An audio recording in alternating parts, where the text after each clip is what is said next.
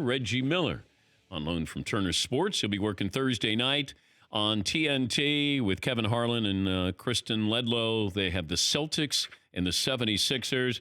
And the offer still stands to the 76ers for Reggie to come in and help Ben Simmons learn how to shoot a three-pointer. And I think his head coach finally came out and said he kind of failed Ben Simmons on this, that they haven't developed that three. What do you do with him now?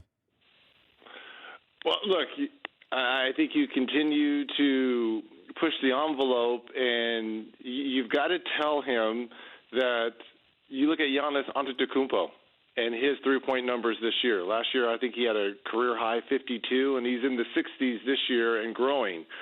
Teams are daring Giannis to shoot, and he's taking them up on that. And they've doing the same thing to Ben Simmons, and he has to trust in that. You saw the reaction when he made that one this year. It was like he broke Twitter and the Internet. He's got to trust in whoever is teaching him these three-point shooters. Ray Allen, myself, Craig Hodges, Dale Ellis, someone has to get with this young man and, number one, work on his confidence. I just think his confidence from that three-point line is a little bit shattered, and someone has to build that up for him. Because someone built it up for Giannis, and right now teams are daring him, and he's making them pay. But also you have Markelle Fultz, who had a big night last night. It looks like he's starting to show that, he's a first-round draft pick talent, and he's only 21, but it feels like he's sort of emerging here quietly in Orlando. Yes, but I think the change of scenery really helped Markelle being in Orlando. I think when Markelle was selected overall number one, everyone kind of scratched their head, that he had that one pretty good year at Washington. But no one had ever heard of Markelle Fultz, right? They didn't make the tournament. He put up gaudy numbers at Washington in the Pac-12, but the Pac-12 is not, a powerhouse conference in terms of basketball like it used to be. So there was expectations when he came to Philly, and we know how the Philly faithful fans are. They want you to perform right away. He didn't. And then there was mystery injuries, and I think it might have been the quickest I've ever seen a number one pick be traded. And then you're right. The change of scenery has helped.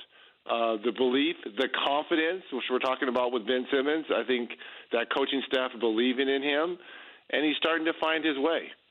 Yeah, it's good. And you talk about confidence, and you were as confident as anybody, and that does play such a role. It's when you miss your first three or four, and then that ball comes back to you. When you have that unwavering confidence, then you'll take that next shot. You see a lot of these younger players where they're like, I just missed three in a row.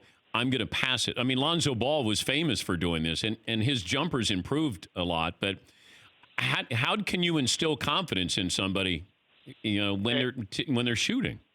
It's funny, Theodore, and not only confidence in yourself, but, when that ball comes to you after you've missed, three or four shots, who else is watching that? Your teammates. Right? Yeah. So when they see you get the ball on that fourth shot and you don't shoot it and you're supposed to be the best player and you're getting all the hype and the marketing for this team, they recognize that and they start looking at you differently. So, take that shot, make or miss, your teammates will respect that more as opposed to you passing that shot.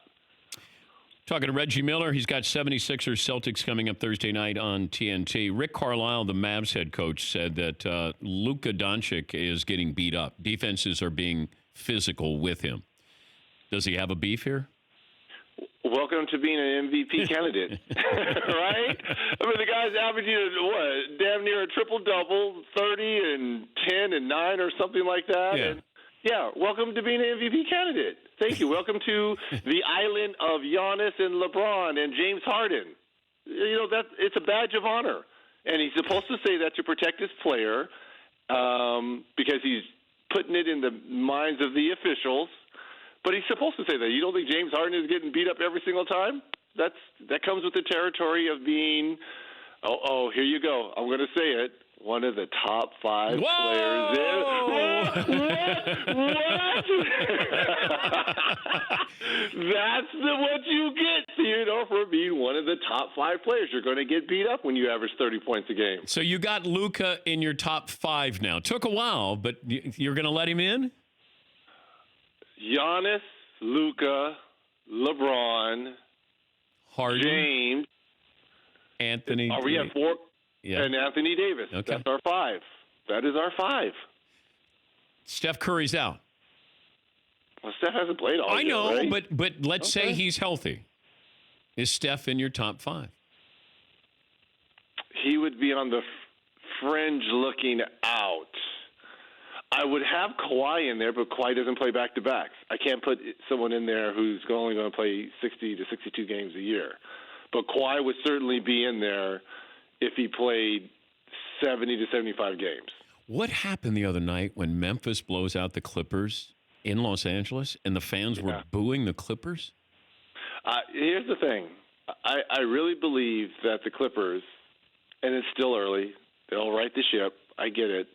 But I think they're really starting to believe and read their own headlines. I've said it, that they're the best team in L.A., that they should represent L.A. It's going to be them and the Lakers in the conference finals. And they've got, the best two-way players in Paul George and Kawhi. You listen to Montrezl Harrell come out and say, we need to stop thinking that we're the best team. They're reading their own headlines. Yeah. That's the problem. But you got blown out at home by Memphis. Memphis is, look. No, come on. I not blown out. I can see a loss, but blown out, I get it. Oh, my God. Can't happen. It can happen, but it does happen in our game. If I said, let's redraft today, Zion or Ja Morant? I will still take Zion. Okay, all right. He's going to put people in the seats. True. And if he ever gets right, which the New Orleans Pelicans are saying close. I wouldn't play him this year, Reg. You and I are on the same page.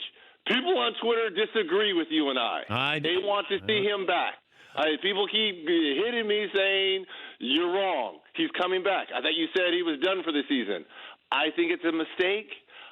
Looking at him dunk during these warm-ups, I pray. I just think he's too heavy. He's too, Reg, he's the third heaviest player in the NBA, I believe. I just don't think it. I don't think it's practical. I'm wrong. I'm looking out for the kid, but I understand what maybe David Griffin and look. They see him on an everyday basis. You and I don't, right? So they obviously know more than we do. I want to err on the side of caution. I would sit him out this year. I would put him on a strict diet. He needs to lose about 30 to 40 pounds. Oh, my God. That's a lot, Reg. I think at 20 at the most he could probably lose. But he's 290. I think Taco Fall. What? Wait, hold on a second. What did you say? He weighs 290 pounds? Maybe 280. I think he's the third heaviest player in the NBA. At 6'6". That young man, at that talent, at those springs, needs to be playing at 250. I'm right. So he needs to lose 30 or 40 pounds, Theodore. I know, but that's a lot. He needs to play at 250. He would be unstoppable. He's going to be good and unstoppable in certain games. At 280, 290, when Charles lost the weight, that MVP, and thereafter. Doesn't he weigh 100 pounds more than you when you were a rookie? I weighed 175, 180. Oh, my God. Gee, you're the same height. Look, again. You might be taller. They know I am taller because when we just did the game and I saw him in the back, I gave him dap and told him to keep working hard. I was looking down on him. I was looking down on Mount Zion, okay? But I could not, when I went in for the bro hug, my arms couldn't touch, my fingers couldn't touch one another. All right, I went in for it, but I couldn't connect. You didn't whisper in his ear, salad bar. He is a good kid. Keto diet. Yes. No, he's a good kid, and he has an infectious smile, which I love.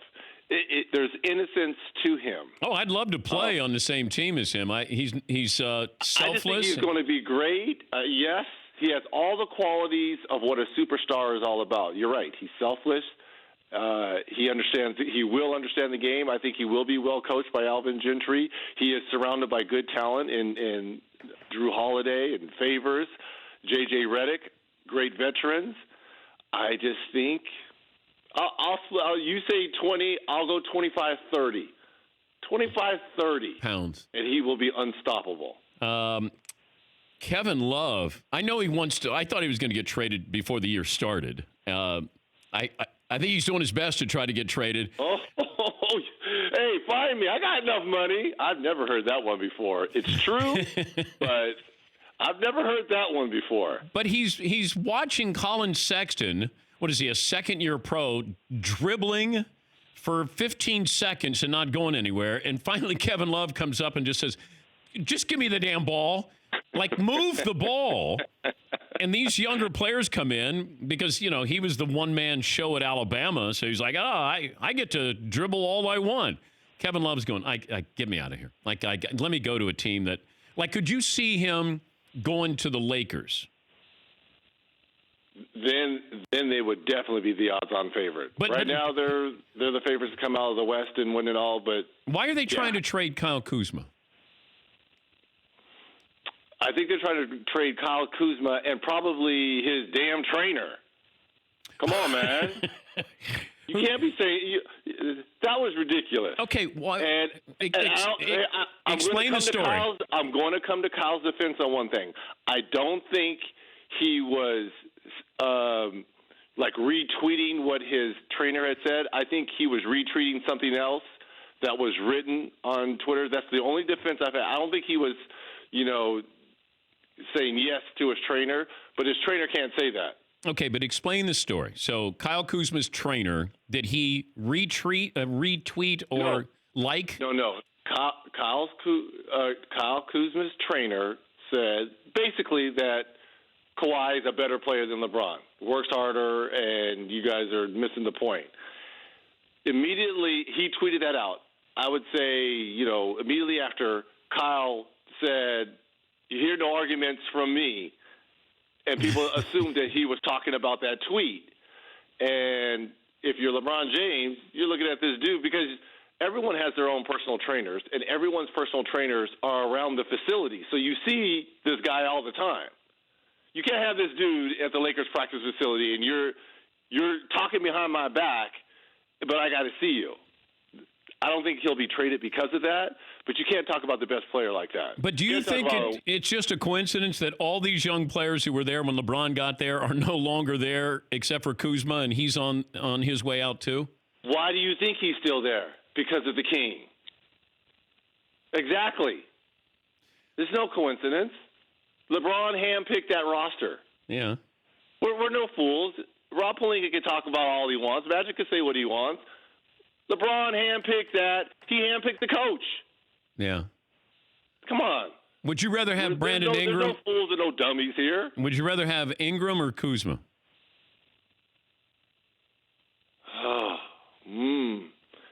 See, Ingram is coming to his own in New Orleans. Yeah, I like him. But he's not a big market kind of guy, though. He's from the South. He's back in the South, and he's balling. Wait, you think that L.A. was that the moment was too big? Yes. Really? Yes, I do. Some players are built for that. Some others aren't. Well, see, you were a big market talent playing in a smaller market. Exactly. I grew nothing. I wasn't faded. Every summer we were playing with Magic and the Lakers, and Mike would come through. Larry.